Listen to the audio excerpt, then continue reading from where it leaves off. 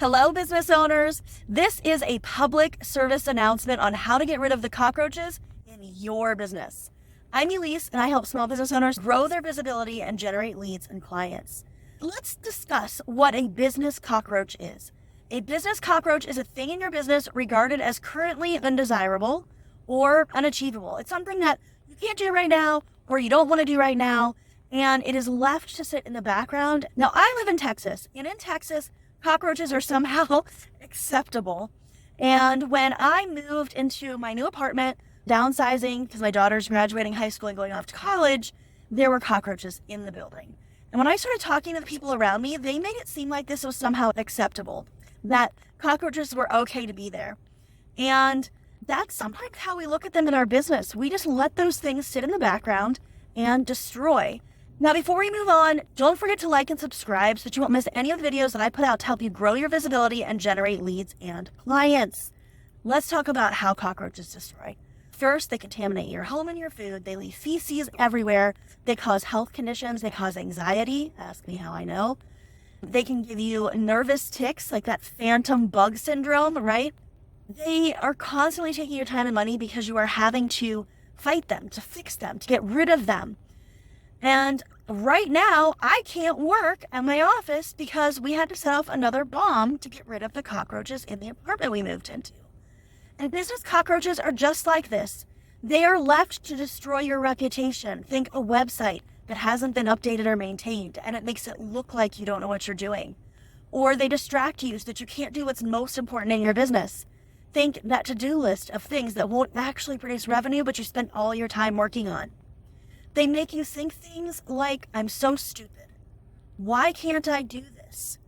I'm just wasting my time. I might as well give up. Because you feel like you aren't making any progress. They destroy your time, your money, and your self-confidence.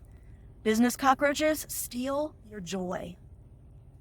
Now, next thing I want to talk about when it comes to business cockroaches is that you need to know how to combat your business cockroaches. The first thing you have to do is you have to identify them. What have you put on the back burner that's destroying your reputation or making you feel like you can't finish it? What is holding you back from increasing your revenue? Where are you spending your time that's not producing the results that you want? The next thing you have to do once you've identified where your business cockroaches are is you have to get rid of them. You have to fight them. You have to destroy them. Now, I recently drastically reduced the hours of my team, so the people that I pay, my independent contractors, because I found that I was spending so many hours of my time helping them instead of moving my business ahead. Now, it's not bad to have a team. Having a team is not like having business cockroaches, but it was destroying my ability to produce results, which is why it became a cockroach in my business. So it was time to do something different. It was time to get back my time and my joy. Now, another cockroach I hear a lot of business owners talking about is social media or a website or email. None of these are bad in and of themselves. As a matter of fact, they can be really good for your business, but they may be a cockroach in your business. Now, once you identify the cockroaches and you destroy them, you get them out of the way and you say you're just not going to do these things, or you're going to let someone else do them, or whatever the case may be, you now have to replace the cockroaches with better things. So when you destroy these cockroaches, it might feel like you don't have much to do or that you have a lot of time suddenly. And that's when it's time to decide what to replace them with. Now, there is not just one way to run a business. So it is time to find the one that works for you. But we're not done yet. We can't forget about how to find your business joy. After reducing my team, my daughter's final year of high school, and leaving many of the groups and our meetings that were stealing my time and joy, I decided to go back to what I find interesting.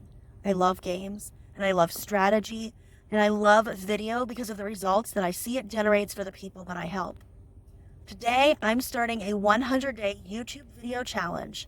This is day 1 of 100 days in a row of creating a video every single day. And I couldn't be more excited.